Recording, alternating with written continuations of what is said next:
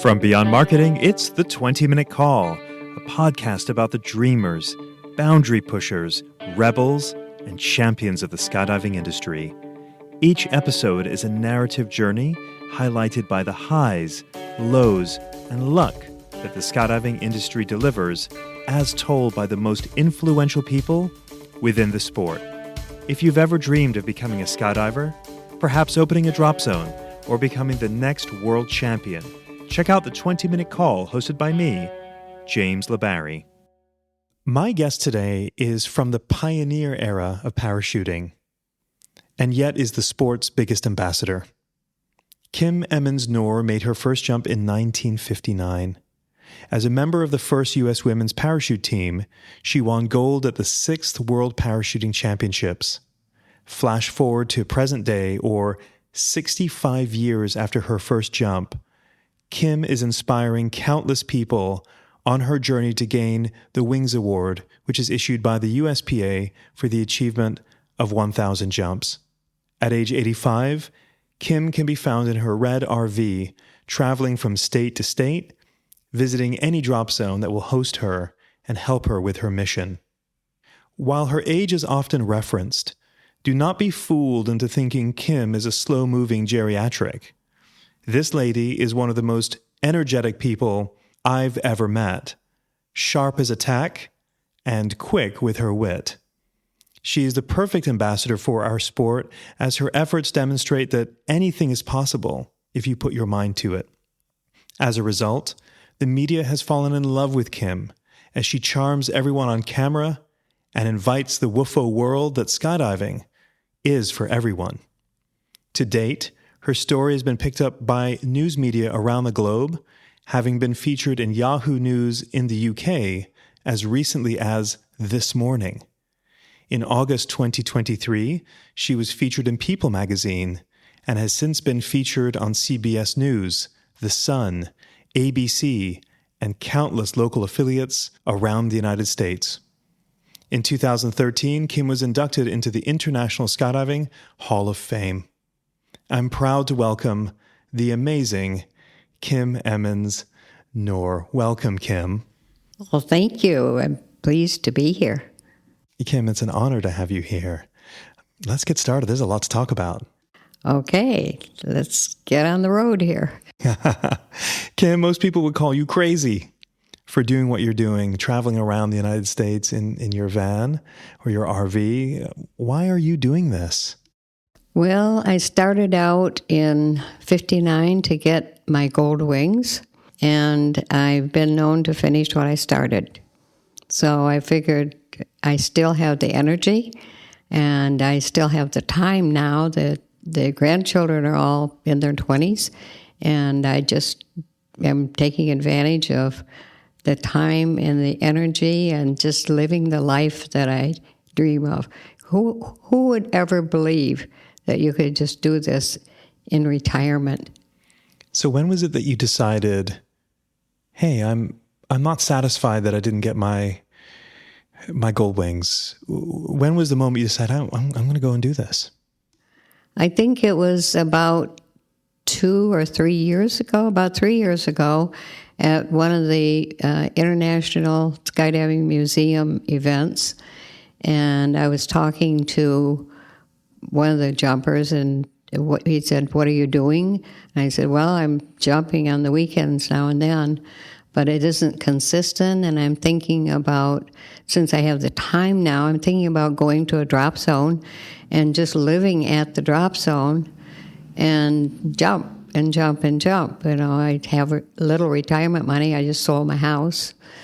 And so he said, I said, that's a good idea. He said, "You're still going to jump your own equipment?"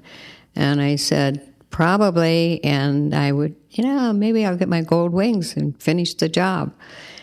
And then that's when it came up, "No, I don't think you should do that. That's going to be probably a lot of really hard landings out of 300 or 400 jumps that you need, and one might be too hard and you'll never finish."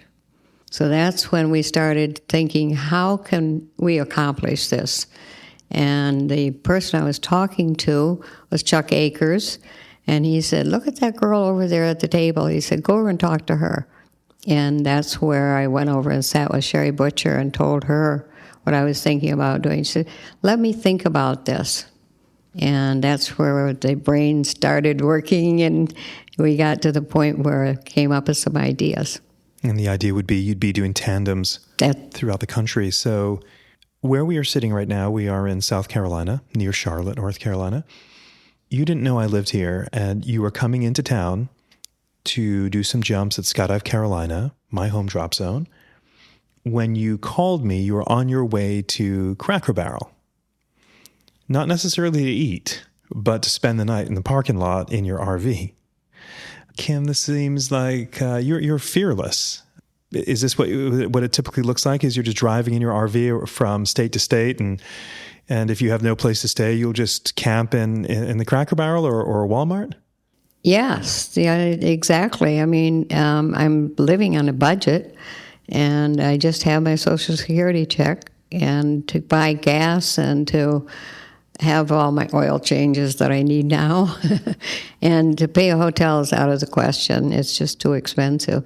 And fortunately, in my van, I have my bed and a good-sized refrigerator. I can cook my meals.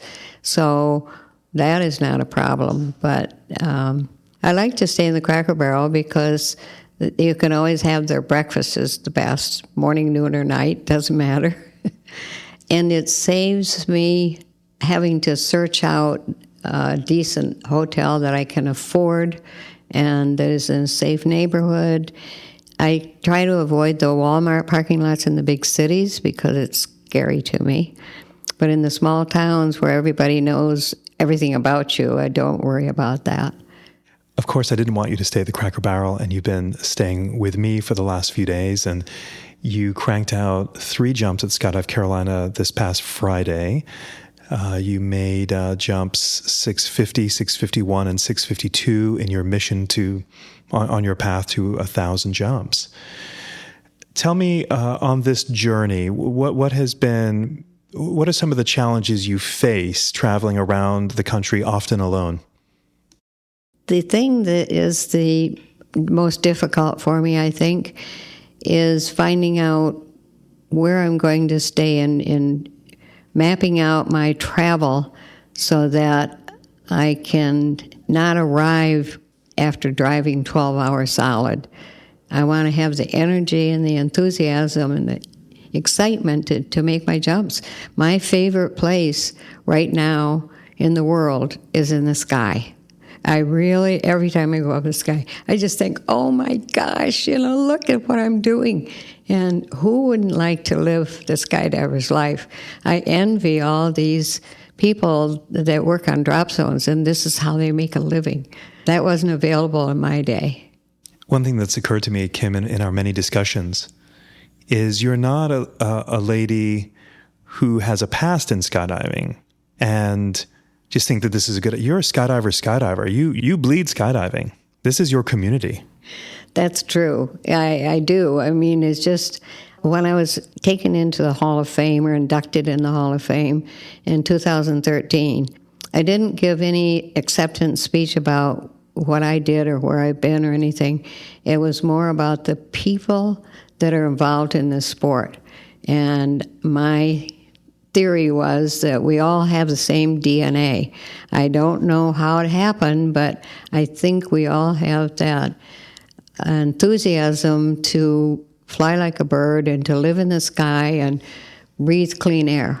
When I speak with you, Kim, and as I mentioned in my intro, I think you're fooling us all. I don't think you're 85 at all. You're the youngest 85-year-old I have ever met. Everyone feels this way when they meet you.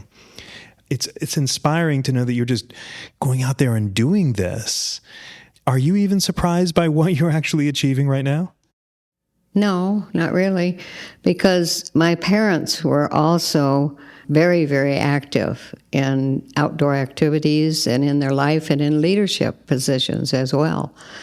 And my dad was in his 90s, and he was still, sailing boats and traveling around and enjoying life. And he had energy that you couldn't keep up with him. It was really hard, even in his 90s.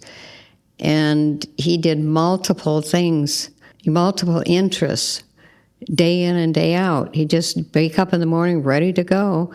But yet he also was a very, very generous person that was taking care of my mom, she had some illnesses. And I just think that if you have the energy and you have the good health, you should be out doing things and enjoying life. Also, I think it was stressed in my life, and I've tried to pass that on to my children and my grandchildren, that if you're doing your passion, then you're happy. You have positive energy, and you just have an aura around you of positive energy because you're doing what you're meant to do, and that's what your passion is. And I tell them, don't worry about what society thinks about what you need to do or who you are or why are you doing this or that. Just make it happen and take the initiative to live your life the way you were meant to be living. Kim, I when this comes out, I'm going to need to replay that because that's full of some big wisdom right there. That's good stuff. If you're a DZO or DZM listening to this podcast and you're not using Burble, I've got a question. Why not? If the reason is price, what's the cost of your time? Other booking and manifest softwares are a one-size-fits-all. Burble was built from the ground up by a DZO for DZOs to maximize efficiency. Now, isn't that nice? There's no software that compares. Choose Burble. Tell me when you tell your kids, I'm thinking I'm going to sell the house. I'm going to now buy an RV, and I'm going to start traveling around the country. What do your kids say? Is this, this is no surprise. This is how mom is. Or, whoa, this is a lot. I don't think they were surprised. I think they were quite happy. First of all, I had a 2,800 square foot house and rattling around in that myself, and it was costing me to maintain it. And they said, well, yeah, you should downsize, but you got to get rid of a lot of stuff in that house. But yeah, it's a good idea to downsize. And I said, instead of buying anything right away, I don't know where I want to be. All of my children and my grandchildren live in Colorado, so I knew I wanted to be in Colorado. But other than that, I said, I'll just buy this for a year and see how it works out. And I wasn't at that point thinking about doing all these jumps and getting my gold wings. I was just going to get information on a book I was going to write. Well, the book's on hold now because I have the energy and I have the means of getting my gold wings, and I'll write the book when I get old. I love that. I heard you say something the other day when you're often asked about this journey that you're on. And I heard you say, what am I going to do, sit around at home and watch TV? I want to have fun. You're having a ball, aren't you? I am having the time of my life, and I think people envy the fact they said, wow, what a way to live, I'm living the dream. Every jumper would love to have this dream.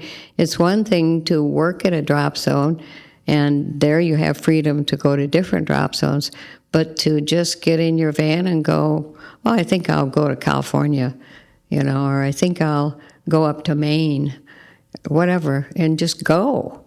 To me, that's living the dream, and getting the jumps in is really living the dream.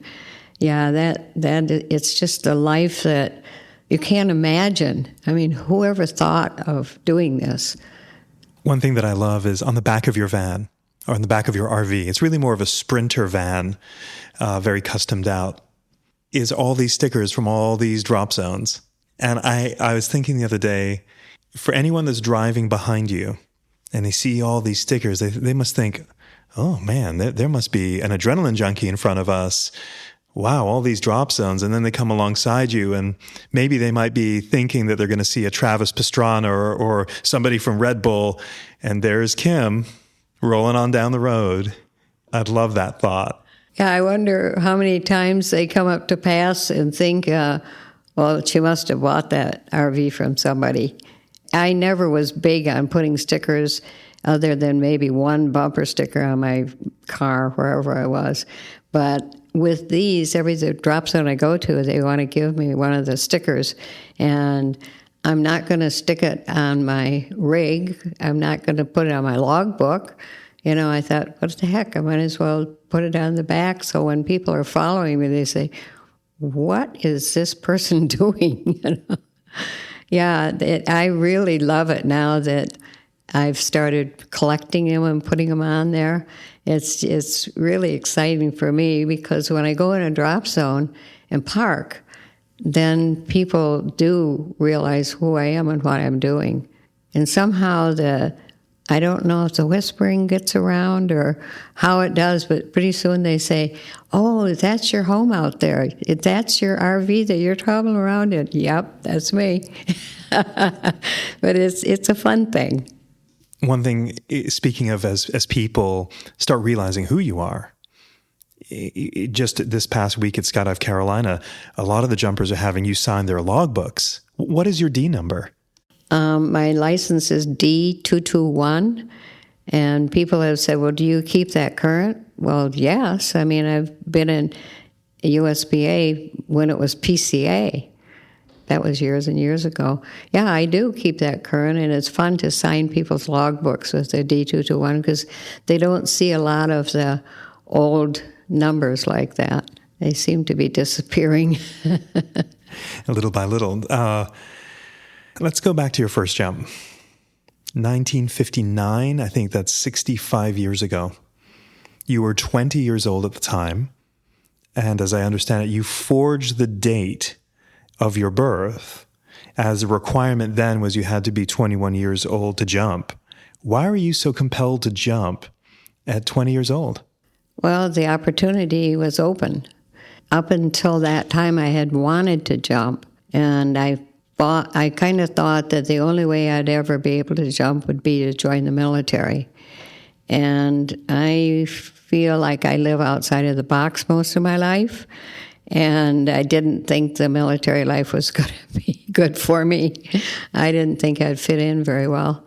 So that was out of the question, and I just never heard that there was any sport parachuting going on. I wasn't exposed to that. But I did when I was working in Chicago. I had quit college because I didn't know what I want to do. Where I met somebody down at the corner drugstore, I heard them talking about, this getting a plane and, do we have enough parachutes and everything. These were ex-military guys that were just in reserves at that point. And that's how I heard about it. So from that point on, and I was 20 at that time, and I thought, oh, here's the opportunity. Here, if I don't take this now, I may never get this chance again. So that's how I decided, do what you have to do. Why were you inspired, though? Had you ever been exposed to parachuting prior to meeting these guys in the drugstore? Why were you so interested? That went back to when I was a child, and my uncle came back. He'd been in the Navy. It was a Navy Air Corps at that time in Corpus Christi, and he was training for the war, actually. When he finished his training, the war was over, so he came home. During his training, he had to jump 2 times. And I don't know if the people today know about the Caterpillar Club, but that was in the day when you had to jump on a burning plane or whatever to save your life. You get a Caterpillar card. But, he was able to bring home the chute. One of the chutes that he jumped with caught on the tail of the plane and ripped it. So they said, well, you can have that for a souvenir, take it home. And he came home and told us about this, and of course brought the parachute. That was my favorite uncle anyway. He was very, very handsome, and I always asked him, can you wait to marry me when I grow up? And I was 6 years old, and he was probably in his 20s. And so anyway, he stayed with us for a while, and we had a shortage of beds, so he had my bedroom, and I slept in the closet wrapped up in his parachute. That's all I could think of is his parachute. and how I wanted to do what he did. So you hear the guys in the corner drugstore, this is for you. And this isn't like making tandems like today. This is military surplus gear. Tell me about that first jump. Oh, my.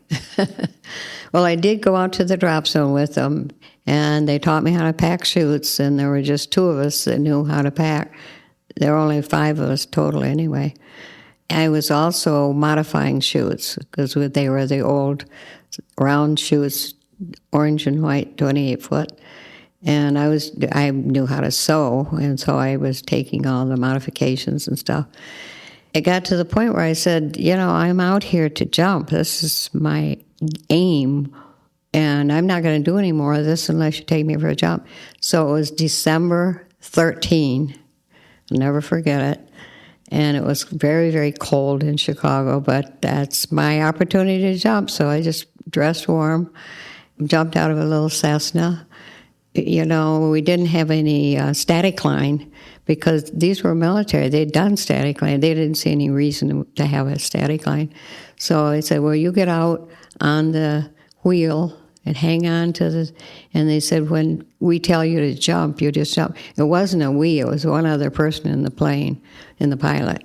And he said, I'll reach out. When you see me put my hand on your ripcord, then you jump, and I'll hang on to the ripcord. Okay.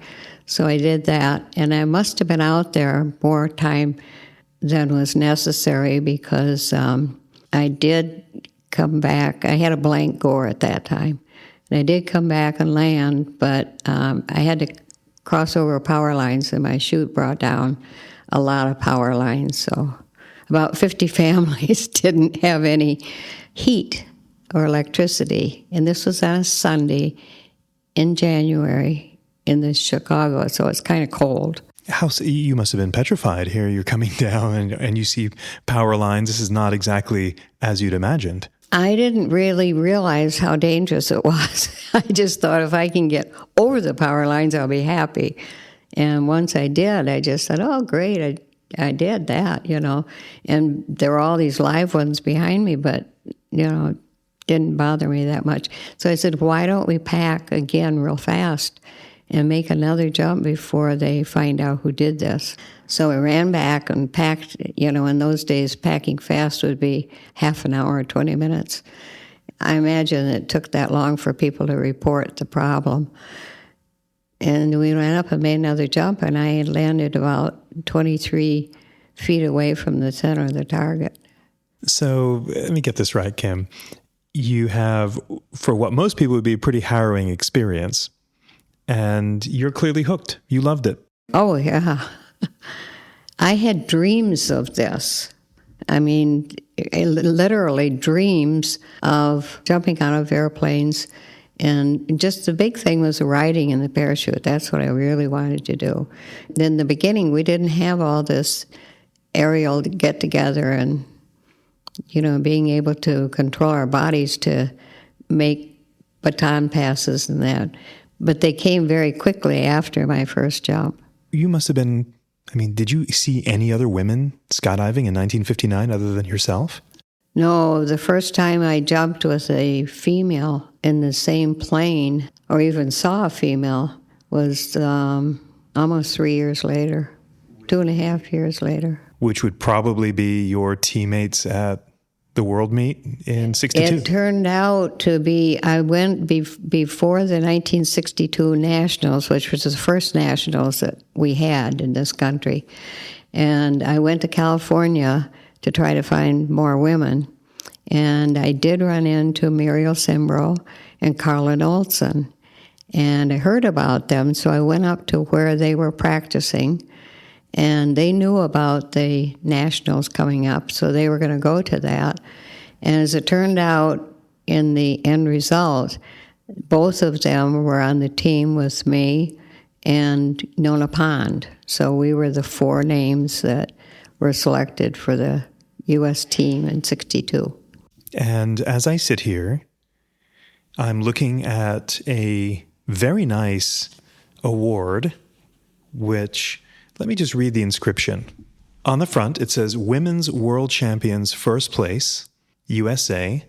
and I think 6, VI, which is, I believe it was the 6th World Championships that year. And on the back of the medal, and this medal, an inscription is within sort of a very heavy, nice, almost piece of acrylic, I would say, maybe glass. And it says 6th World Sport Parachuting Championships, 11th of August, Orange, Massachusetts, United States of America, and then through 3rd of September 1962. So you joined the first ever U.S. women's parachute team, and the team won gold. Yes, that's exactly it. What we did, and the interesting part, there were 19 countries represented in that competition. And as a team, we got the gold medal, first place. And as individuals, the U.S. women placed first and third.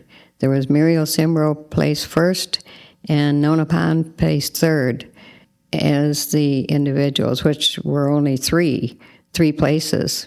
So everybody was just shocked and amazed. Where did these girls come from? The nice thing was the men's team were Golden Knights, and they were help training us through the summer prior to the meet. And of course, Orange, Massachusetts, now known as Jumptown. Back then, the operators were legends in the sport today. Jacques Estelle, which is I-1, also D2, and Lou Sanborn, D1, and probably I-2, if I'm not mistaken. Exactly. Legends in the sport, both still alive today. Mm-hmm. Tell me about that time. When I read about the World Championships at Orange, it seemed like it was a very professionally run competition. The level of detail was incredible. I mean, it was as if it really was comparable to the Olympic Games. Do I have that right? That's correct. And when I first heard about it, I asked about it being part of the Olympic Games. And they said that no, they said the air sports will never be part of the Olympic Games because the Olympic Games will always be land and sea. And they were having trouble even today pulling off all the sports that are involved and how they've evolved into greater things, which has also happened in our sport. But if you stop and think, they said if we had to take parachuting into the Olympic, we would have to take all air sports. And there are many air sports that could be included in that. Yes, it's just the World Championships, and they're every 2 years. And then in between years, they have world meets, and they have all kinds of things nowadays. But in that day, there were the World Championships. And I think one thing that I have found out, or maybe this is just wisdom you get when you get older and older and exposed to more things. I'm thinking back on Orange being like you say, very organized and very well supported also, because Jacques was going back and forth to Europe. Prior to the 62 World Championships, the men had been represented for the 60 and 58 and 56 championships. So those were very, very highly organized, and I think that Jacques was trying to do it as well, if not better, than what he had experienced in the European countries. Something that you told me that struck me is, with all these teams there, Jacques Estelle, is who we're speaking of, went to the effort to make sure to go to the different colleges and universities to get people that spoke the languages of every team so that there would be someone to translate for everybody there, a level of detail that could be overlooked or, maybe not even thought to be important. Just get on the plane and do your jumps, do your thing. But when I heard that, then when I've seen photos of the airplanes and how the branding of what they had there, and I've seen some of the manuals that has been shared with me from Jacques himself, so impressive, so organized. I almost feel like he was ahead of its time. I think it was, because Jacques knew about it, and Joe Crane was part of that too. And I think initially they were probably running it off of what Jacques knew and experienced in Europe, and then what Joe had experienced with air shows in the United States. And you put that combination together and get the brains working on it. I think that's why it seemed to be, and it didn't just seem to be, but it was well organized. And the idea is to have it out of all the air traffic zones. That was important. So here we are in this little tiny, basically a village in Orange, Massachusetts. And he included the whole town. I mean, it was amazing, all the towns around it. He did a lot of PR promotion on it. We were invited all the time, and foreign teams were invited to other towns for a barbecue, and, just it involved a large group of people in that section of our country. And I think that part of the reason that it was so successful is because there were a lot of very, very wealthy, influential people involved in it, making it happen. When we met the planes that came in from Europe, and we had buses all lined up, loaded them in the buses, we went into Boston so they could see the city of Boston. And they had a big service, and the mayor presented us with the keys to the city. It was amazing what work had been done to make this a big international greeting, so to speak. Welcome to our country. This is the way we do things. Very impressive. And there have been many world championships since, but I see references to this world championship maybe more than any other. It was instrumental for you and certainly for U.S. parachuting at the time. And what's also key to think about is this event was late summer, early fall of 1962, which in terms of the history books, the Cold War is at its major height. The Bay of Pigs is getting ready to happen in Cuba. Mm-hmm. And there is a Russian delegation here for this world meet. Are you aware if there's any concerns about these teams coming in? I know from the parachuting community standpoint, it was very apolitical, but also a very interesting time with all the stress going on with Russia at the time. That's right. With the Cold War, whenever there were foreigners coming into our country, especially from the Eastern Bloc countries, there was always this suspicion that they're infiltrating and that they're going to be spies in our country. In this situation, one thing that I think was well planned is the airport in this little tiny town became a safe zone for all of the countries. And the place where we live, we didn't have to leave the airport. You could walk from our billeting, which was a school actually, and it was a one-story school that you could walk right on to the airport from there. And that was very clever to have that made into a big hotel for all of us. It was all very condensed, so I don't think there was a lot of apprehension from the cities. That's what I want to say is, from all of that. They just expect this is going to be a country event. But there were always what we called watchdogs or babysitters, which is kind of a silly comment about that. But they always had to do everything in twos and threes, and they always had a commissar or a watchdog. They brought extra people for that, which was fine, but we had a lot of freedom because nobody was out there other than when the spectators came for events. It was very, very cleverly, very well planned. Amazing. If you're a fan of the 20-Minute Call, I'd like to invite you to be a member of a budding community with me on Patreon. By becoming a patron of the show, you can join me behind the scenes to discuss options for future guests and gain access to some show swag. It's pretty sweet. Details on how to become a patron can be found in the show notes. Okay, back to the show. That World Championships would be formidable for your life.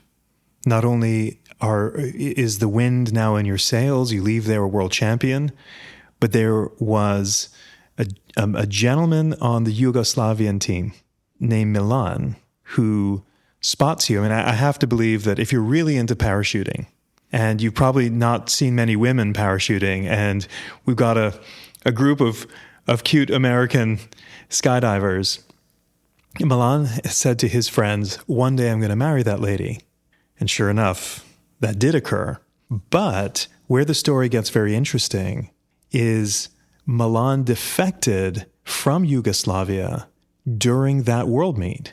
I mean, he instead of returning with the team, he kind of went running. And you wouldn't see him again for another 4 years. But do you ever think about the significance that had you never been invited to join the U.S. women's team, you know, your life with Milan would likely never have happened? That's true. Yeah, that's true. It's just, it was all like pre-programmed in my mind. And it's strange that I've never told anyone this before. But prior to going to the World Championships and getting as a competition jumper, prior to that, I always felt like I probably will never get married, because in those days, you didn't get married if you were over 28 or 30 years old. You know, it was too late. And everyone was married usually right out of high school or college. All that had passed by me. And so I figured, probably never happen. It was all orchestrated for me. And yes, he did defect then. And I didn't see him for 4 years, which again was another blessing, because he had said later, he told me, he said, I never would have married any American without my green card. He said, I never wanted to say, that's why I married you, to get a green card or whatever. So that green card, as soon as that happened, was when we got back together. And we were married in 3 months, just boom, boom.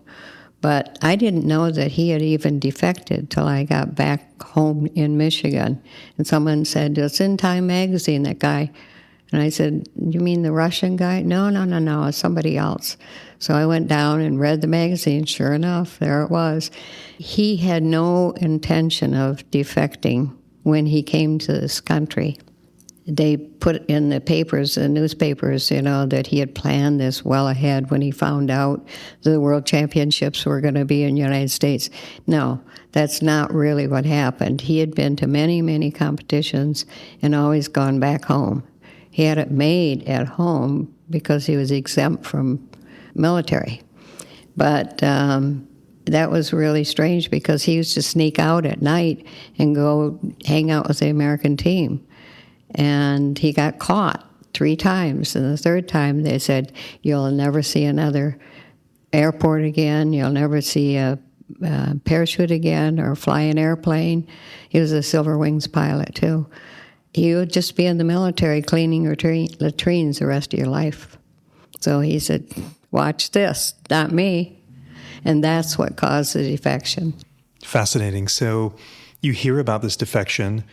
In the 4 years of not seeing him, I mean, he, as you said, he was in Time magazine, and you shared with me that there were concerns that while he was trying to get possible political asylum to stay in the U.S., that the CIA were keeping tabs on him out of concern, or maybe it was the FBI, maybe it was both, that wanted to make sure he wasn't some kind of sleeper, spy of some sort. That must have been an extraordinary time. What are your thoughts on that? Yeah, I'm really glad that we weren't in contact with each other during that time, because it was very precarious. He didn't know. He was a man without a country. He didn't get his passport back from CIA, even though they said they mailed it to where he was living. It never showed up. So he didn't know what would happen if it didn't work, if he didn't get political asylum, or where would he go, what would he do? I was glad that we kept track of each other, because at that time the skydiving family was quite small.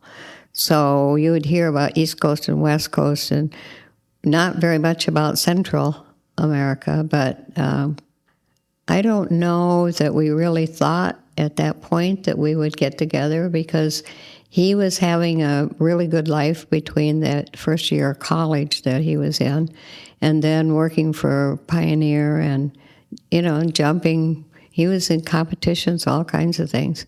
I was on the other end of the country out in California doing that, and then I took off a year and went to Europe.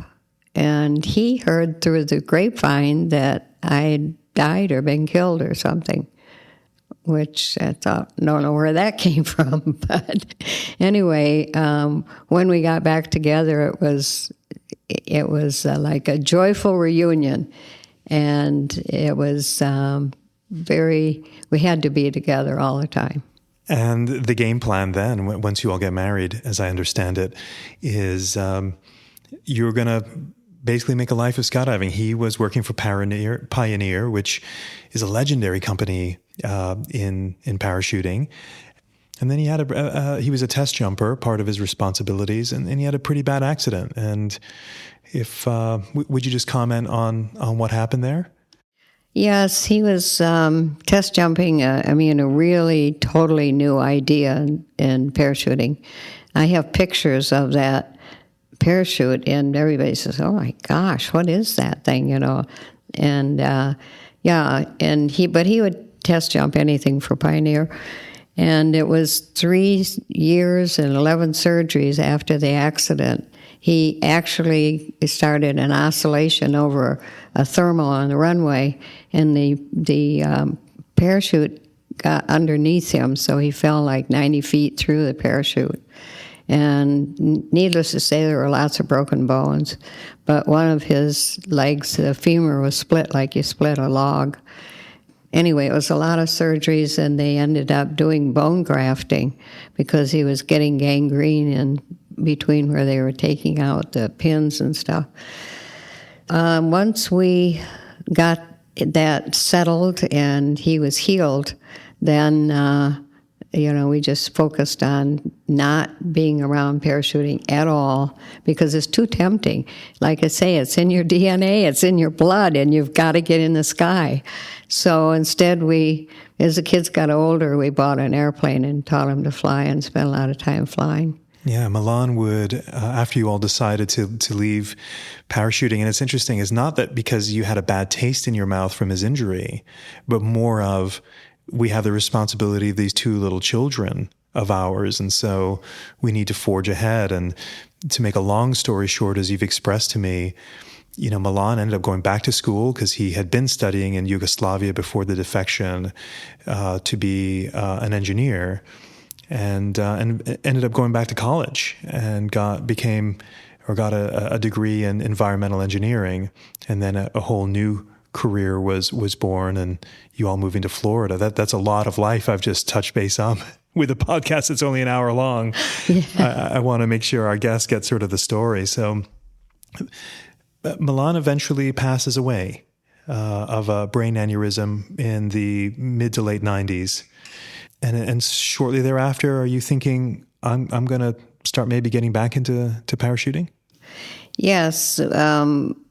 My 2 daughters were grown by then. We had our first grandchild. Thank goodness we had our first grandchild before he died, because it was the boy he didn't have.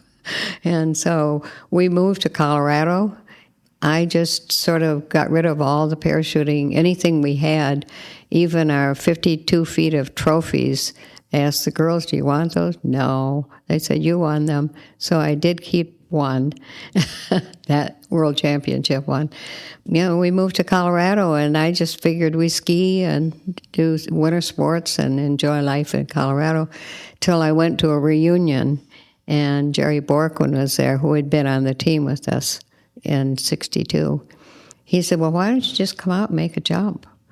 And I said, I don't think so. And he said, yeah, he said, you should just come for your grandchildren's sake so that they know who you are and what you did, and just make a jump. So I finally decided to do that, and it's like saying eat one peanut, don't eat any more, just one. So that's where I got back in the sport again, 37 years hiatus. And now I had all this new equipment. It's like starting from scratch all over again. Let's talk about that. You have all this new equipment, totally different. No more belly mount reserves, Cape wells or anything of the time. Are you amazed by how the sport has evolved?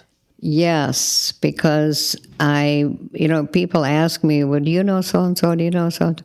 No, if they started after 1966, no, I probably don't know them. But I am learning, going around state to state, drop zone to drop zone.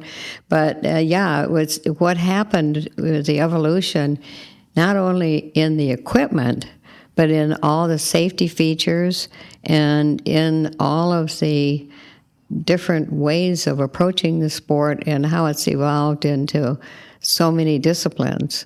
And the first time I saw the crew, the canopies stacking and so forth, I said, oh my gosh, I wish I was 30 again. I would be doing that. I just was amazed. I couldn't believe. We were always scared of bumping canopies in the sky and collapsing each other's canopies. It's sure sign you're going to be killed on the fall. Yeah, it has really, I'm still learning. It's just amazing what imagination can do. Of the safety features that have been developed since the 60s, is there one that you feel, wow, that changed the game? Yes. And it's the human mind. Because in our day, well, let's go do it. Let's go give it a try. We didn't think of any safety ideas other than that you have a reserve. You're going to open the reserve, if anything else. Other than that, we didn't worry about formation in following a landing pattern and having all the features of where the winds are and what they're doing and so on. And of course, the canopies were slower then because it was the Army surplus. The idea, what we're teaching all the new jumpers is to use your brain and think about, is this safe? Is this...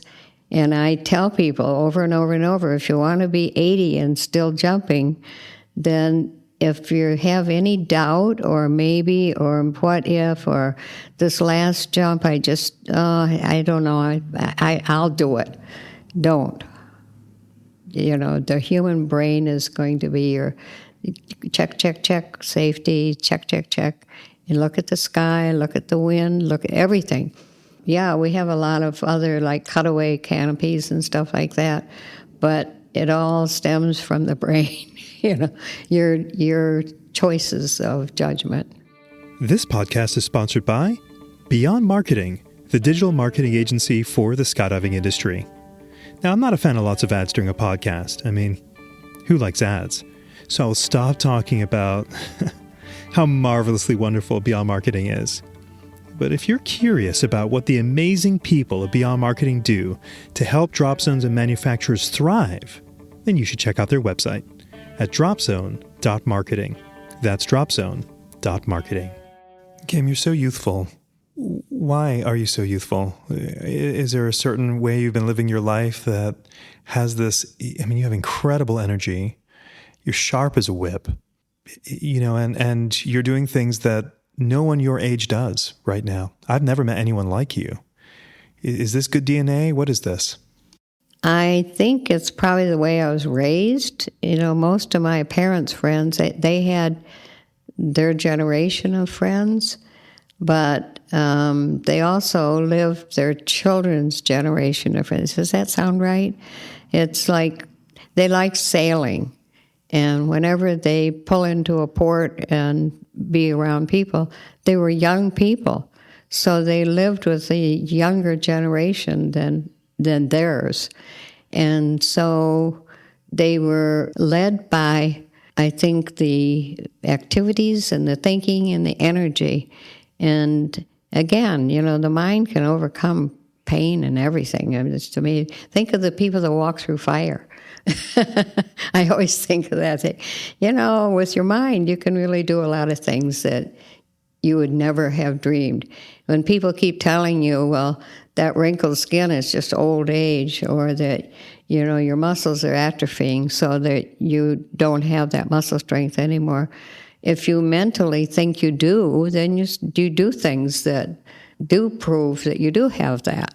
I don't know how else to explain it. It's just, I guess, the way that your life was brought up, maybe. You talk about positivity a lot. I love being in the drop zone. It's just so full of positivity. You just mentioned or referenced, again, having a positive mind. I'm thinking about Norman Vincent Peale's book, The Power of Positive Thinking. That was on our bookshelves everywhere. Mom and Dad would buy that and give it to you for your birthday. Yeah, it's interesting. My grandmother used to consume that book a lot, and she was incredibly positive. Mm-hmm. Interesting. Yeah, if you live in the world of doubt, then you're going to have negative energy. And I don't know if like when you meet people and you've never known them, just somebody off the street that you meet, if they have positive energy, you feel it. It's an aura around your body that you're projecting. And I think the more we find out about the science of the brain and what it projects, they say, yeah, I guess that's right. That's the way it is. Same thing with negative energy. You meet somebody that you've never seen in your life before, and you just feel like caution. I don't know about this. It's just be careful. That energy is definitely projected. You can't deny that, I think. So if you can surround yourself with as much positive energy as you can, then you have a happier life. You have more energy yourself because you're thinking about all the things you're capable of. Great thoughts there, Kim. So, Kim, you are very specific. We've had a conversation that as you get back on the road here in a couple of days to resume your jumps, you're self-funding this. You're not wanting to ask the community for anything, but if anyone wants to support you, how can they support you? I have established a bank account that is just for this purpose, for my travels, and so I can keep it aside from just daily living or when I'm not doing things with the sport. If somebody was interested and wanted to make a donation or help with the big thing is keeping the van running, the gas and the oil changes and tires and all that kind of thing. Yeah, they can make a little donation on Venmo. We use Venmo and Zelle are the favorites. It goes right to this account, which is called Gas for Gold with the number 4. And that's my email is gasforgold@gmail.com. And they can do that, and it goes right to that bank account, which is really, really great. And I depend on that quite a bit. When I'm doing other things, I don't use that account at all. That's just for this purpose of getting my gold wings. Yeah. I wasn't sure if I could ask you that because you're very careful. You respect this community so much, but I wanted to bring it up because I want to support you. And for those listening, $2, $5, whatever to keep these oil changes going and this gas going, because Kim, the entire skydiving world is behind you. You are such an inspiration. I want to see you make your 1,000th skydive. I can't imagine what that day of celebration is going to be like because I know you're going to get there. I think I'm going to get there. I mean, I don't have a question in my mind about that. And I feel like it's something that is planned for my life. It isn't, I didn't intend to do this at any point until we just sort of started talking about, is it a possibility really? Or how would you ever do this? But it's always been something I wanted to attain. It was these gold wings. It's really important. My husband got his because he was working for Pioneer, but I didn't get the chance. So Yeah, I really feel like I appreciate, I just can't tell you how much I appreciate the support of the whole skydiving family. It's just exciting to me, and I just, I'm sort of a behind-the-scenes person. To have all of this, people know who I am and what I'm doing, and to support me is just more than I can handle almost. I mean, it's overwhelming, but I do appreciate it, and I do just love the whole community. That's abundantly clear. And for any drop zone owners out there, we need your help. Kim needs your help. Kim's jumps have been made through the graciousness of many DZOs that are willing to sponsor her tandems. And what comes with that, though, is a lot of attention. Certainly, Skydive Carolina's social media just blew up when we shared your photos and videos. And certainly with a little bit of lead time with the media comes out, and it can be a win-win for the drop zone in terms of getting eyeballs on the drop zone as a result of you being there. So to all the DZOs listening, I hope that you might consider maybe extending an invitation to Kim, because we need to be cranking out some jumps before the winter season kicks in. So Kim, I'm so grateful that you're sitting across from me, and gosh, it's been a real treat spending time with you in the last few days. Well, I want to thank you so much. I mean, to find out that you, who I met in the process of the skydiving museum event, and had a great interview there, and it was so much fun. And I had no idea that I would be running into you now. But to have you offer your home to me and show me around and help me through this, it was just, I can never thank you enough. Thank you, thank you, thank you, thank you. Our friendship's just getting started. I think we're going to be seeing more of each other and being a lot more in touch as you go about this journey. And I'm excited. I can't wait. When you make your 1,000th, Kim, wherever that's going to be, I'm going to be there. Well, that would be wonderful, and I'll look forward to that for sure. And everybody says, well, can you have it at this drop zone, or would it be a perfect drop zone, and so forth? I said, I don't know. And it's too far ahead to find out. But yes, I definitely want James there. I'll be there. Thank you. Kim, it's been a pleasure. Thank you so much. Thank you for everything, and for being who you are and what you're capable of. It's just unbelievable. Thank you, thank you. Likewise. Hey everyone, thanks so much for listening to the 20-Minute Call podcast. Please do follow us on your podcast app so you always have the latest episode, which is released every Monday. If you want to contact the team, our email address is podcast@beyondmarketing.xyz. This episode was edited and engineered by Garnet Znydrick of the YouTube channel Blue Skies Fun Days. Thanks for listening, and join us next week for our next episode.